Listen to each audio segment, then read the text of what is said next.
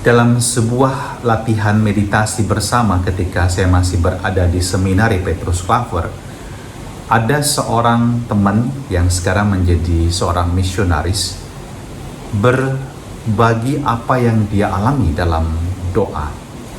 Dan waktu itu kami memeditasikan doa Salam Maria. Dan kata pertama dalam doa tersebut yang menjadi pusat meditasinya, salam. Dia mengatakan bahwa ketika dia memeditasikan kata tersebut, dia kemudian teringat bahwa dalam pengalaman hidup kita sehari-hari, berapa kali kita menerima salam dari orang lain. Dan berapa sering kita menyapa orang lain dengan salam. Dan salam ini bukan hanya sekedar tutur kata biasa. Seharusnya salam ini adalah menjadi kata-kata penuh berkat. Sama seperti saudara-saudari kita kaum muslim yang mengucapkan salam yang mendatangkan rahmat untuk orang yang mendengarkannya. Demikian juga seharusnya hidup kita ditandai dengan ungkapan yang penuh berkat untuk orang yang kita sapa. Bukan dengan kemarahan, bukan dengan kebencian, bukan karena kecemburuan, dan tidak dengan kata-kata kasar. Sehingga kata-kata Anda sungguh dapat memberkati orang lain. Kata-kata Anda menjadi doa untuk orang tersebut. Seperti itu jugalah pengalaman Santa Perawan Maria berjumpa dengan malaikat Gabriel, dan dia mendengarkan salam dari sang malaikat. Salam, hai engkau yang dikaruniai, Tuhan menyertai engkau. Sebuah pengalaman yang sungguh indah bagi Santa Perawan Maria, seorang manusia biasa dipilih oleh Tuhan, dan kemudian dia dinyatakan sebagai yang terberkati. Nah, itu sebabnya Gereja Katolik sangat menghormati Santa Perawan Maria, bukan menyembah Santa Perawan Maria. Bunda Maria tidak pernah menggantikan posisi Yesus Kristus sebagai pengantara manusia dengan Allah. Tapi Santa Perawan Maria sebagai pribadi yang terberkati, memberkati kita gereja sebagai putra-putrinya ketika dia membawakan doa-doa kita kepada Sang Yesus Putranya. Dan pengalaman Maria ini adalah juga pengalaman hidup kita sehari-hari. Tuhan datang dan menyapa kita. Mungkin dia datang dalam doa Anda.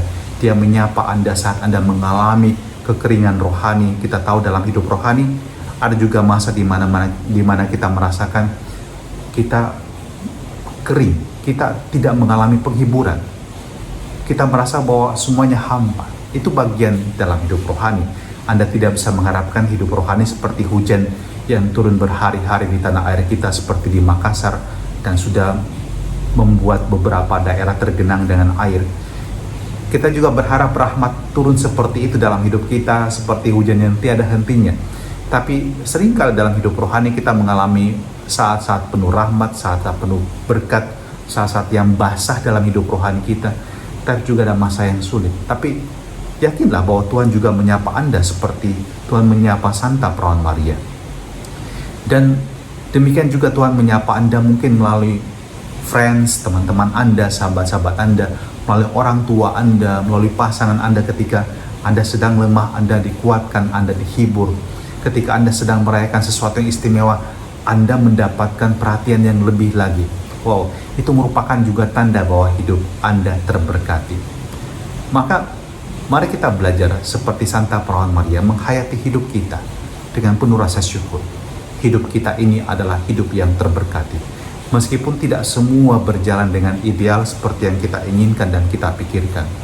Tapi kita tahu, dalam perjalanan hidup kita, sesulit apapun di sana tetap ada berkat Tuhan. Seperti hidup Santa Perawan Maria, yang hari ini kita rayakan di mana dia dikandung tanpa noda. Bunda Maria dipilih oleh Allah. Tapi sebagai pilihan Allah, dia juga mengalami harus memikul salib bersama putranya. Dia harus mengalami 7 duka. Santa Perawan Maria memiliki 7 duka yang kita juga peringati dalam sebuah perayaan. Dan itulah hidup Santa Perawan Maria. Dia terberkati dan dia mengandung sang berkat tersebut. Dan kemudian melahirkan sang berkat.